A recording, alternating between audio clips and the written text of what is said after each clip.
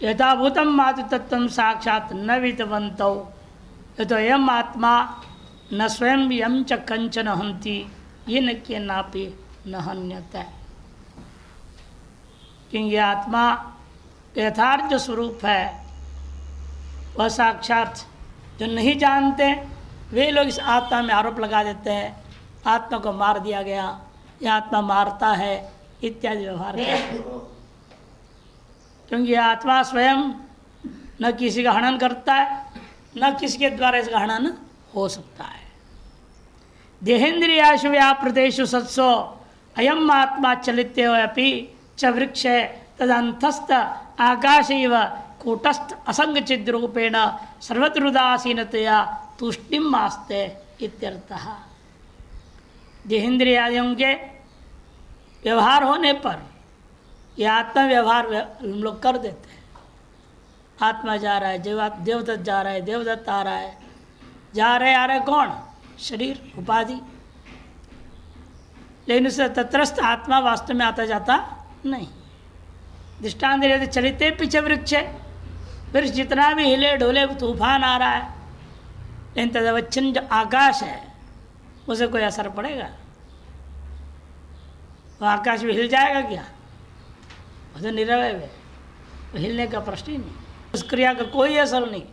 वृक्ष का जितनी भी जबरदस्त क्रियाएं हो उसका कोई असर तदवच्छिन्न आकाश में नहीं होता।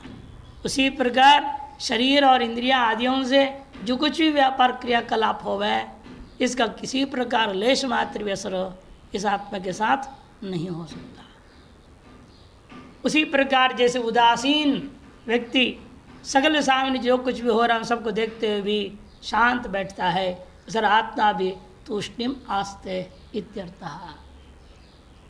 चलिते पिच वृक्षे तदंतस्थ आकाश इव कूटस्थ असंग चिद्रूपेण सर्वत्रुदासीनतया। यह आत्मा भी कूटस्थ असंग चिद्रूप होने के नाते सर्वत्रुदासीन होने के कारण तुष्टिम आस्ते असंबद्ध होकर के उन क्रियाकलापों से कोई व्यवहार नहीं करता। न तदश्नाति किंचन न तदश्नाति कश्चन इति श्रुते है। आत्मा किसी का भोग नहीं करता, न आत्मा का कोई भोग ही कर सकता है। अष्टात्म न खाना, आत्मा कुछ रोटी पानी नहीं खाता, न रोटी पानी में न कोई भी आत्मा को भी रोटी बनाकर खा ले ऐसे भी होता नहीं। कहा तात्पर्य भोग। आत्मा किस चीज का भोग नहीं करता और आत्मा का उपभोग भी कोई नहीं कर सकता। भोग्य भोक्तृभाव हमेशा सावय संसार में ही है, आत्मा और अन्य वस्तुओं में नहीं है। आत्मा निष्क्रिय एवं भवति, आत्मा निष्क्रिय ही रहता है। क्यों? निरवयत्वात्, निर्वय होने के नाते आकाशवद इत्यादि युक्ति बिना अनुमान के द्वारा वे बात सिद्ध होता है। प्रत्यक्ष युक्तियाँ दिया और अनुमान रूपी युक्ति भी दे दिया और श्रुति भी दे रहे निष्कलम निष्क्रियम शांतम इति। आत्मा कैसा है? निष्कल है, निष्क्रिय है, शांत है। साक्षी चेता केवलो निर्गुणश्च, श्रुता सूत्र के इत्यादि श्रुति भी आत्मा निष्क्रिय इति श्रुत्वा, इन श्रुतियों के द्वारा भी आत्मा जो है निष्क्रिय इस बात को श्रुत्वा मत्वा च, श्रवण करके मनन करके स्वयं कर्तारम भोक्तारम सुखिनम च दुखिनं च यो मनुते। यह जान करके सुन करके समझ करके मनन करके भी यदि कोई व्यक्ति अपने आप को कर्ता भोक्ता सुखी दुखी इस प्रकार से मानता है, नासो वातु तत्व में जानाती, वास्तव भले सुन लिया, पता नहीं क्या मनन किया उसने, इन वास्तव उसने आत्म तत्व को जानता ही नहीं है। अपितो तस् श्रवणादि क्रिया अमृत प्रसव अप्रसव क्रियावत श्रमयिक फलैव इति सूचितम भवति। बल्कि उसके श्रवणादि क्रिया उसी प्रकार के हैं जैसे अमृत प्रसव करने के लिए प्रयास किया हुआ क्रिया अप्रसवात्मिका क्रिया हो जाए, उसी प्रकार से।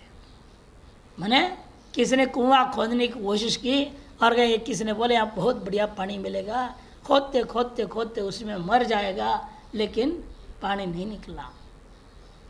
व्यर्थ परिश्रम जैसा है, वैसे इस व्यक्ति के वेदांत सुनना भी व्यर्थ परिश्रम में जो आत्म तत्व को समय समझे बिना सब कुछ सुनने के बावजूद यही समझ रहा है आत्मा मरने वाला है, आत्मा भोग्य है और आत्मा भोक्ता है, आत्मा कर्ता और कर्म का विषय बन जाता है, ऐसे मानने वाला वही हाल में है जैसे अमृत प्रसवार्थ जो क्रिया की गई वो क्रिया कैसी हो गई? अप्रसव क्रिया हो गई। अमृत मैंने जल की उत्पत्ति के लिए क्रियाएं करने लगा, लेकिन वह क्रियांत में अप्रसव बिना फल दिए ही खत्म हो गया। जैसे वैसे इस व्यक्ति के वेदांत श्रवण मनन आदि भी व्यर्थ ही जाएगा। श्रमैव श्रमैक फला एवैति, एकमात्र श्रम के अलावा और कोई फल देता नहीं है, जैसे वैसे यहाँ भी है इति सूचितम भवति। इसमें भी 19 के टिप्पणी के अवतरण का भाष्य में जो भाष्यकार ने कहा तो उस पर संक्षेप है। गीता शास्त्रमिति इदम शास्त्रम न स्वधर्म कर्म तो निवृत्त्यर्थम न वा वैदिक कर्मादौ अवश्य कर्तव्यता बोधपूर्वक प्रवर्तकम भवति अपितो संसार कारण निवृत्त्यर्थम भवति इति। गीता शास्त्र आपको अपने स्वधर्म स्वकर्म आदियों से हटा करके वेदांती बनाने में नहीं लगा हुआ है। ये आपको स्वधर्म से हटाता नहीं, स्वकर्मों से हटाता नहीं है। इदम शास्त्रम न स्वधर्म कर्म तो निवृत्त्यर्थम, किंतु स्वधर्म कर्म में लगाया ना अंत में अर्जुन को। और नवा वैदिक कर्मादि अवश्य कर्तव्यता बोधपूर्वक प्रवर्तकम भवति, और वैदिक कर्मादियों में अवश्य कर्तव्यता का बोधपूर्वक आपका प्रवर्तक भी नहीं है। ये फिर क्या करती है भगवद गीता? अपितु संसार कारण निवृत्त्यर्थम भवति। संसार का कारण क्या है? अविद्या, अज्ञान, उसका निवृत्ति करना ही मुख्य लक्ष्य है। अज्ञान निवृत्त हो जाए, आप अपने आप स्वधर्म स्वकर्म करोगे और अपने आप वैदिक के सिद्धांत के अनुरूप अपने जीवन को चलाओगे। जो व्यक्ति गीता नहीं समझा वही व्यक्ति अवैदिक जीवन व्यतीत करेगा, वही व्यक्ति जो स्वधर्म को परित्याग भी कर देगा। जो ठीक गीता नहीं समझा है, जो गीता समझता है वह कभी स्वधर्म और स्वकर्म सहित वैदिक मार्ग को छोड़ नहीं सकता। इसलिए आपको स्वधर्म कर्म में और वैदिक मार्ग में से न हटाते हुए श्रुति आपको अज्ञान नाशपूर्वक मोक्ष की ओर ले जाती है। ऐसा विलक्षण यह स्मृति है गीता शास्त्र। श्लोक के शब्दों पर विचार। पूर्वार्ध श्रुतितः पाठांतरं कृत्वा पठति। पूर्वार्ध को जो वास्तविक श्रुति है उसे पाठांतर करके पाठ किया गया।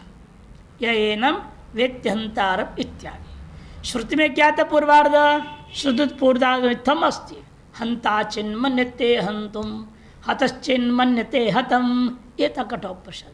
उसका विपरीत क्रम से थोड़ा अर्थ को बनाए रखते हुए शब्द क्रम बदल दिया केवल।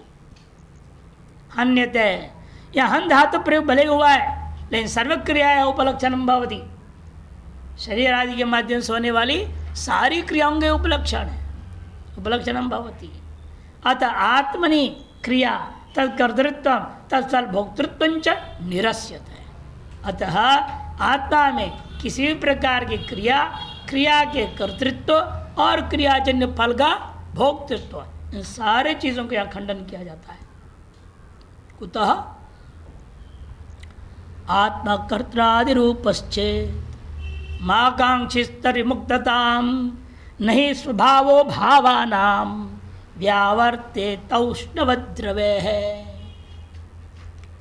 तो देखो, आत्मा में यदि आप कर्त्रादि मान लेते हो, आत्मा कर्त्रादि रूपश्चित, कर्त्रादि धर्म वाला है या कर्त्रादि स्वरूप ही उसका है, यदि मान लेते हो फिर मुक्त होने की अभिलाषा छोड़ दो। माकांक्षी मुक्तता तभी मुक्तता माकांक्षी, मुक्त होने की इच्छा परित्याग कर दो। क्यों? क्योंकि जो वस्तु का जो स्वभाव होता है भाव पदार्थों का नियम है, भावानाम, भाव पदार्थों का स्वभाव नहीं व्यावर्तेता। दृष्टांत क्या दिया? औष्णवत रवे है। जैसे सूर्य का गर्मी है, ताप है, वह कभी उससे अलग नहीं हो सकता, कभी नष्ट नहीं होता। इसलिए आत्मा के स्वभाव, आत्मा के स्वरूप में यदि आपने कर्तृत्व भोक्तृत्व मान लिया, वह कभी हट ही नहीं सकेगा, नष्ट ही नहीं होगा। और कर्तृत्व भोक्तृत्व निवृत्ति के बिना मोक्ष की परिकल्पना ही व्यर्थ है, मोक्ष हो ही नहीं सकता। अतएव यह बात बिल्कुल स्पष्ट है, आत्मा में कर्तृत्व भोक्तृत्व आदि केवल अध्यारोप मात्र है। कथम और भी बता, और भी स्पष्ट करने के लिए कथम प्रश्न डाला गया। नहीं भूमिरूशरवती मृगतृट जलवाहिनी सरितम उद्वहति मृगवारी पूरी पूरवती न नदी तथोशर भूमि स्पृशति। नहीं भूमिर ऊशरवती मृगतृट जलवाहिनी सरितम उद्वहति। यदि भूमि ऊशरवती है, ऊशर भूमि माने बंजर भूमि है, वहाँ मृगतृट की जलवाहिनी सरित को उद्वहन नहीं कर सकती। बंजर भूमि में जितना भी धूप पड़े वहाँ जल प्रवाह दृष्टि नहीं आएगा। रेतीले जमीन में जैसे दिखता है ऐसे बंजर भूमि में नहीं दिखाई देता। तो रेत जहाँ पर है ना, वहीं पर मृग दृष्टिका दिखाई देती है, बंजर भूमि में नहीं दिखता। कहते भूमिर ऊश्रवती मृगतृट जलवाहिनी सरितिम नहीं उद्वहति अन्वय होगा। मृग तृष्टिका को निवारण करने वाली जलवाहिनी सरित को, नदी को कभी उद्वहन नहीं कर सकती है पृथ्वी। वहीं विपरीत में मृगवारी पूरी पूरवती च नदी न तथोशर भूमि स्पृशति। और यदि वहां पर मान भी लिया जाए किसी ने मरुमरीचिका की सहायता से मृगवारी मृग तृष्टिका के अनुकूल जो जल की पूरा बाढ़ से पूरी तो ऐसा पूर्ण व्याप्त हुआ जल में आप देख भी लेंगे तो भी वह जल उस भूमि को थोड़ी सी गीला नहीं कर सकता। तथा ऊषर भूमि नदी ना स्पृशति। अर्थात वास्तव में ऊषर भूमि में कभी कोई जल बूंद भी नहीं हो सकता।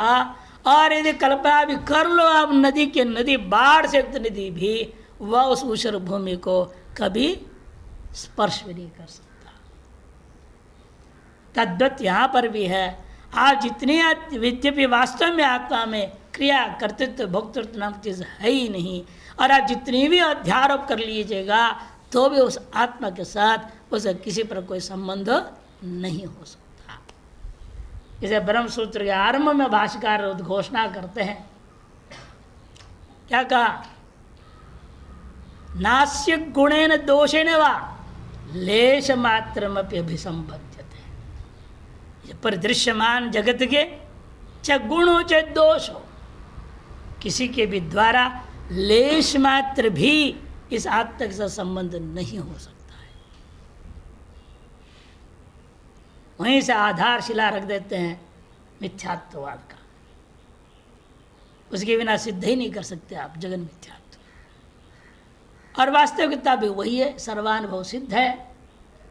सुषुप्ति काल में जितने भी भयंकर से भयंकर तनाव आपके अंदर रहा हो, रोग हो, कुछ भी हो,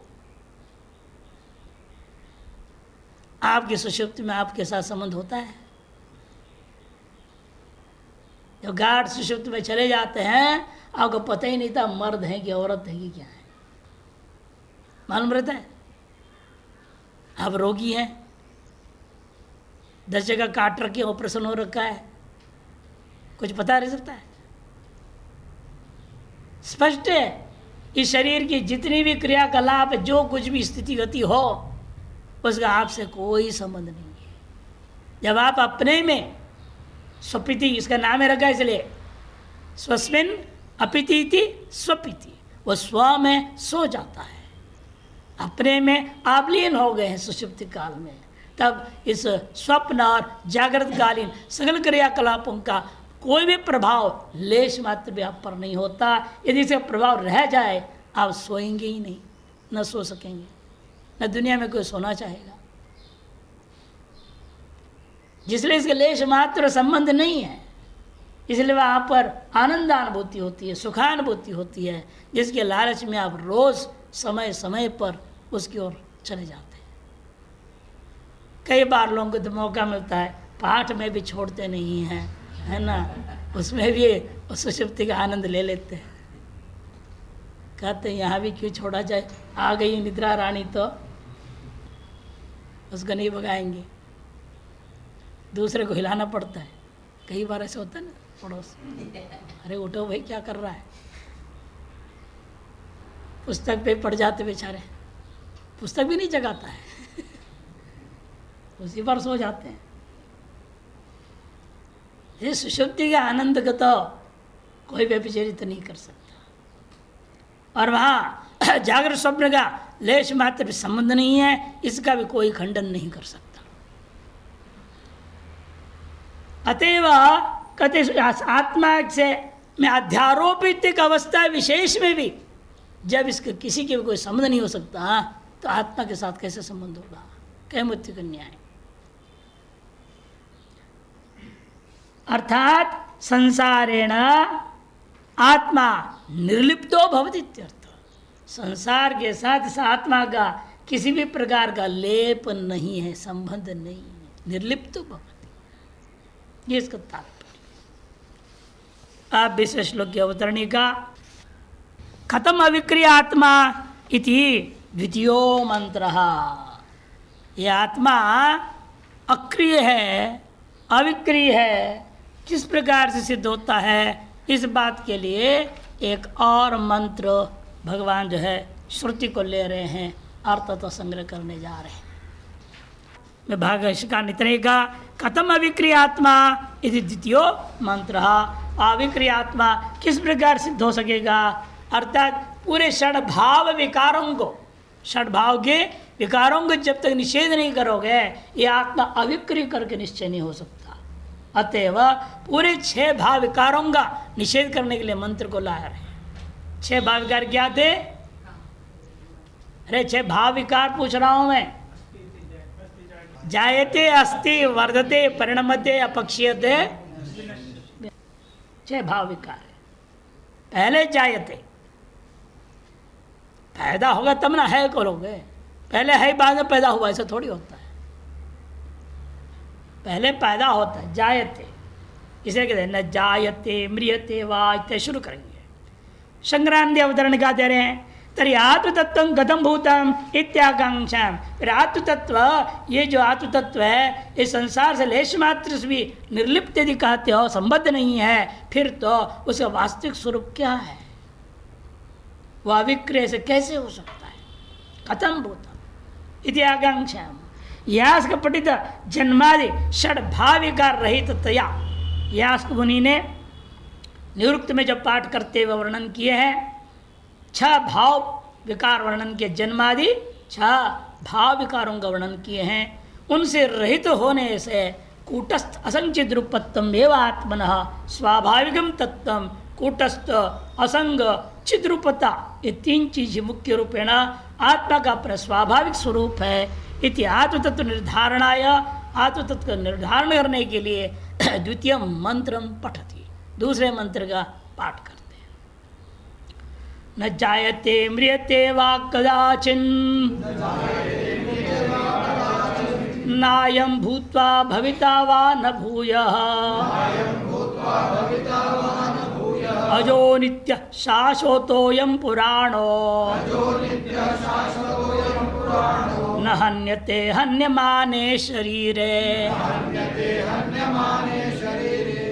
न जायते म्रियते वा कदाचिन् नायं भूत्वा भविता वा न भूयः अजो नित्य शाश्वतोऽयं पुराणो न हन्यते हन्यमाने शरीरे। न जायते पहला विकार का खंडन कर दिया, फिर न को मृत के साथ जोड़िए, न म्रियते वा कदाचित, म्रियते वा कदाचित न, अर्थात अंतिम भाविकार को भी निषेध कर दिए। नायम भूत्वा भविता वा न भूयः, नायम भूत्वा भविता अथवा न भविता वा भूयो भविता भवति। अर्थात प्रध्वंस भाव का प्रतियोगी नहीं आत्मा और प्राग भाव का प्रतियोगी भी नहीं। अयम भूत्वा न भविता, या होकर के आगे नहीं रहने वाला है। इसका मतलब क्या, जो प्रध्वंस का प्रतियोगी होता है वो कैसा होता है, पहले रहता है बाद में नहीं हो जाता। मैंने पहले घड़ा है पर बाद में घट क्या हो गया, न भविता, भूत्वा न भविता। अर्थात घटादि ये कैसे होते हैं, प्रध्वंस भाव, वैसे ये नहीं है। अर्थात प्रध्वंस भाव के अप्रतियोगी है, आत्मा के प्रध्वंस का प्रतियोगी नहीं हो सकता। एवं चलो फिर प्रागभाव का प्रतियोगी हो जाए, वो भी नहीं हो सकता। पहले न जाए थे बोल ही चुके हैं, जो प्रागभाव का प्रतियोगी होता वो जाए थे। मिट्टी में घट का प्रागभाव है, अतः घट क्या होता है, कालांतर में जायते व्यवहार होगा। सर न जायते का मतलब ही होता है वास्तव में प्रागभाव का अप्रतियोगी। फिर भी कहते भविता वा न भूयः,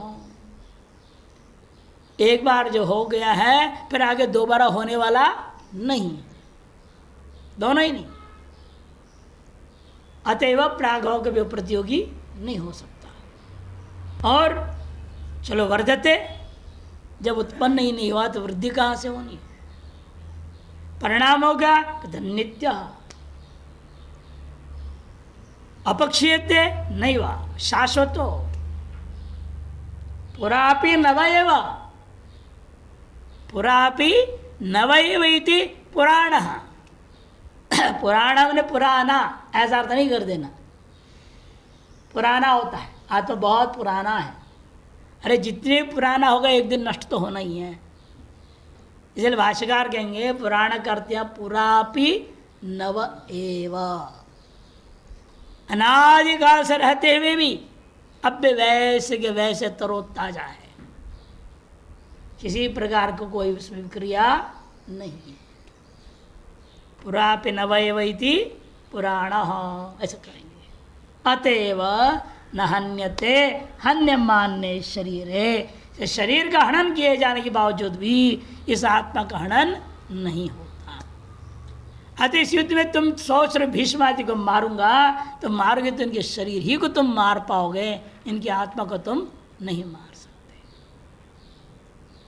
अतः युद्ध करने में तुम्हें कोई दोष नहीं लगेगा। भीष्मादि क्या है, ये शरीर आदि भीष्मादि नहीं है, वास्तव भीष्मादि अपने आत्म स्वरूप ही है, वो जानते हैं। इसलिए वो भी जानते हुए भले अधर्म पक्ष में खड़े हैं, वो तो जानते मैं अधर्म पक्ष में खड़ा हूं, और ये भी जानते हैं पहले अर्थ लोलुप होकर के करना पड़ा, दुर्योधन गन खाया हूं बोलते हैं वो सब। धर्माधर्म के विवेकी उनके बराबर पूरे जो है युद्ध भूमि में कृष्ण के अलावा दूसरा यदि है तो भीष्म पितामह है, उनके बराबर धर्माधर्म विवेकी कोई नहीं था। यानी वे भी जो है प्रारब्ध कर्मानुसारेण अधर्म स्थल में बैठ करके शरीर को त्यागने के लिए तैयार थे, कि जानते इसका शरीर के मरने से जीने से धर्म अधर्म से मेरा आत्मा का कोई संबंध नहीं है। आत्मनिष्ठ है और प्रारब्ध के अनुसार कहीं भी मरे से कोई फर्क नहीं पड़ता है। उपनिषद में है ना, लुंठन विलपन कहते हैं, ऐसा भी मर सकता है शरीर, विलाप करते हुए हाय हाय करते हुए मर जाए, तो आत्मज्ञानी को कोई फर्क नहीं पड़ता है।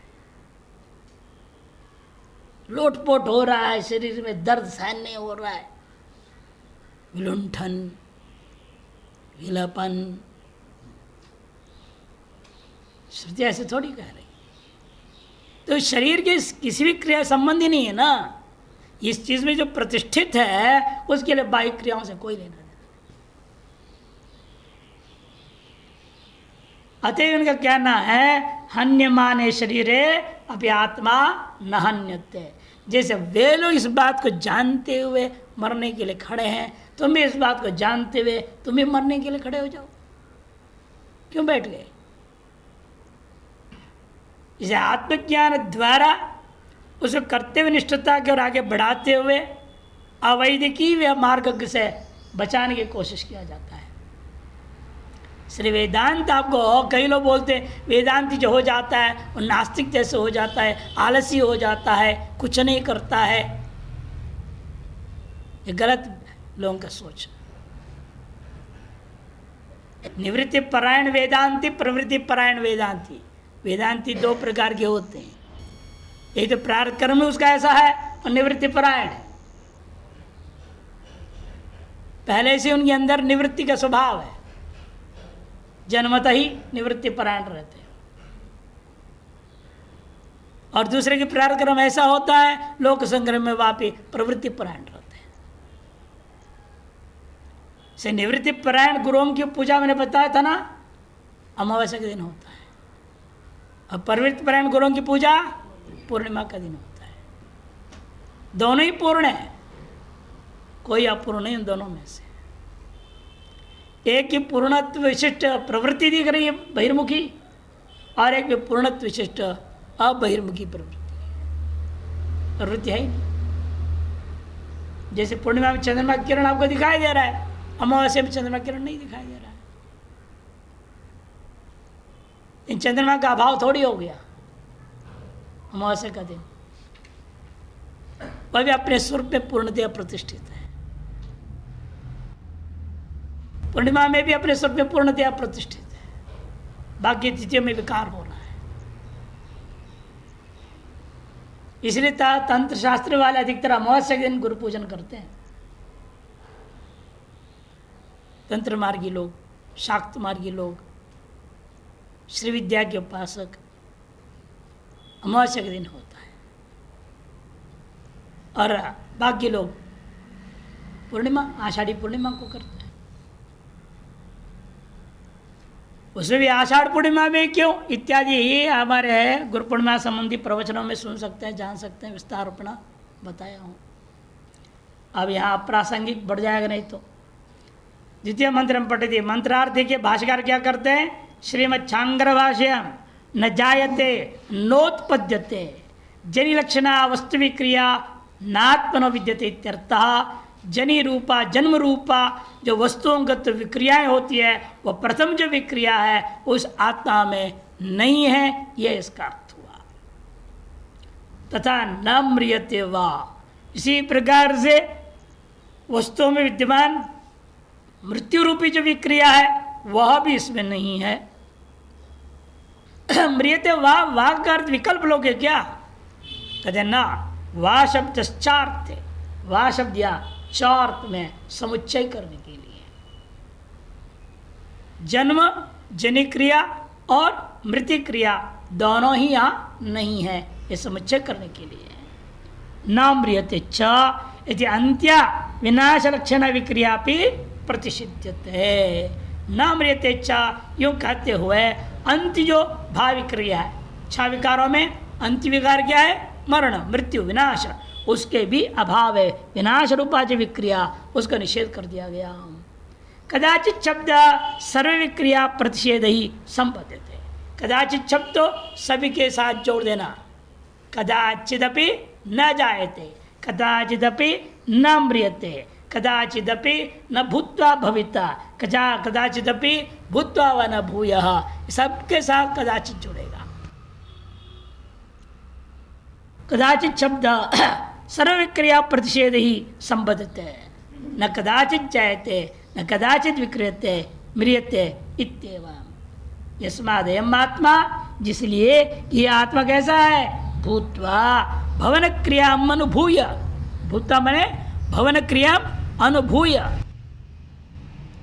भवन क्रियाम अनुभूय। पश्चात अभविता, पहले पश्चात करूंगा, भूत्वा अभविता। अभविता माने अभावम गंता, न भूय पुनः भवति, तस्मात् न म्रियते, हेतु हेतु भाव में इसको घटा दिया। यो ही भूतवा न भविता सम्रियते, जो हो करके बाद में नहीं रहेगा वो जरूर मरने वाला चीज कहा जाएगा, विनाशी पदार्थ कहा जाएगा, प्रध्वंसा भाव को प्रतियोगी कहा जाएगा, घटादि के समान। वा शब्दात न शब्दाच्च अयम आत्मा अभूत्वा भविता वा, ऐसे पच्छेद भी कर लेंगे। अभूत्वा भविता वा ये भी पाठ लिया जाएगा, वा के कारण से और न के कारण से।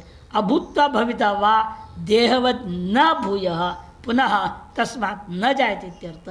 देह के समान जब पहले नहीं था और बाद में प्रकट हो गया, वैसा भी आत्मा नहीं है कि पहले नहीं था बाद में प्रकट हो गया, अर्थात जन्म हुआ, यह भी नहीं हो सकता। यो ही अभूत्वा भविता, जब पहले नहीं था बाद में हो गया, उसको कहा जाता है सजायते इति उच्यते। नैवम आत्मा अतो न जायते, जिसलिए आत्मा ऐसा नहीं है इसलिए वो उत्पन्न नहीं होता। हेतु हेतु भाव पूर्वोक्त दो के प्रति इन दोनों को हेतु के रूप में प्रस्तुत किया। यस्मादेवं तस्माद् अजो, जिसलिए ऐसा है इसलिए यह अज है। अंतिरत्र विपरिणामार्थ द्रष्टव्यो, यद्यपि आद्यंत और विक्रिय, यद्यपि आदि और अंत विक्रियाओं का प्रतिषेधे सर्वा विक्रिया प्रतिषिद्धा भवंती, बीच के चारों और विक्रिया जो है वे भी स्वतः ही निषिद्ध हो गए। जब आदि अंत नहीं है तो बीच के भी नहीं, आदवंत चिन्नास्ति वर्तमाने भी तथा बीच के कहाँ रह जाएंगे। फिर भी तथापि मध्यभाविनी नाम विक्रियाणाम, मध्यभावी जो विक्रियाएं हैं उनको स्वशब्द रेव तदर्थ प्रतिषेध कर्तव्य। ये श्रुति ने सोचा अपने ही शब्दों के माध्यम से उस अर्थों का भी प्रतिषेध अवश्य करना चाहिए। इति अनुक्ता नाम अपि यौवनादि समस्त विक्रियाणाम प्रतिषेध यथा स्यात्, अनुक्त जो यौवनादि समस्त विक्रियाओं का भी प्रतिषेध जिस प्रकार के होवे तद अनुरूप इन्होंने कहत्या शाश्वत इत्यादि ना, शाश्वत इत्यादियों से कहा गया। शाश्वत इति अपक्षय लक्षण विक्रिया प्रतिषिध्यते, शाश्वत शब्द के द्वारा अपक्षय रूपा विक्रिया का निषेध कर दिया जाए। शाश्वत भव इति शाश्वत, जो शाश्वत रूपेण रहे उसका नाम शाश्वत। नापक्षीयते स्वरूपेण निर्वयत्वात्, और स्वरूपेण निर्वय होने के नाते अपक्षय भी नहीं होता। निर्गुणत्वाच्च नापि गुणक्षेण अपक्षय, निर्गुण होने के नाते गुणों के क्षय के माध्यम से भी अपक्षय नहीं होता। अपक्षय विपरीतापि वृद्धि लक्षणा विक्रिया, और अपक्षय की विपरीत है वृद्धि लक्षणा विक्रिया, वो भी प्रतिषिध्यते। कैसे? पुराण इस शब्द के द्वारा, पुराण इति यो ही अवयव आगमेन उपच्यते स वर्धते, जो अवयव के आगमों के द्वारा बढ़ता है उसका नाम अभिनव होते जाता है, नया नया होते जाता है, उसको हम बढ़ते हैं कहते हैं बढ़ रहा है, बढ़ रहा है। इति च उच्यते। अयं तु आत्मा निरवयत्वात् पुरापि नव एव। देखिए, और ये जो आत्मा कैसा है? निर्वय होने के नाते पुराने मैंने अनादि काल से रहते हुए भी, अनंत कालों से रहते हुए भी नव एव, किसी प्रकार का लेश मात्र विकार नहीं हुआ। इति पुराणो न वर्धते इत्यर्थः। तथा न हन्यते न विपरिणम्यते, न हन्यते का अर्थ क्या करेंगे? न विपरिणम्यते। हन्य माने विपरिणम्य में माने भी शरीर है, शरीर के परिणाम होने के बावजूद भी वह आत्मा के परिणाम किसी प्रकार से नहीं होता। इसी आगे का यहां पर है हंतिरत्र इत्यादि। हंतिरत्र विपरिणामार्थ द्रष्टव्य अपनुरुक्तताए न परिणमते इत्यर्थः। हन धातु को भी यहाँ विपरिणाम अर्थ में ले लो तो धातु नाम अनेकार्थत्वात् प्रसंगासन अर्थ लिया जाएगा। इसलिए क्यों? नहीं तो पुनरुक्ति दोष हो जाएगा। अपनुरुक्तताए इत्यर्थः न परिणमते इत्यर्थः। अस्मिन् मंत्रे षड्भाव्यकारा लौकिक वस्तु विक्रिया आत्मनि प्रतिषिध्यंत है। इस मंत्र में षड्भाव विकार जो लौकिक वस्तुओं में जो होने वाली विक्रियाएं हैं उन सारी चीज़ों को आत्मनि प्रतिषिध्यंत है, आत्म प्रतिषेध किया गया। सर्व प्रकार विक्रिया रहित आत्मा इति वाक्यार्थ। सगल प्रकार के विक्रियाओं से रहित आत्मा है, यह यहाँ वाक्य का मुख्य अर्थ है। यस्मादेवम, जिसलिए ऐसा है, तस्मा उभौतौन विजानीता से पुरुष लोग के साथ इसका मंत्र पूर्वेण मंत्रेण अस संबंध, पूर्व में इसका अन्वय कर लेना चाहिए। इसके बाद 20वें श्लोक की शंकरानंदी होगी।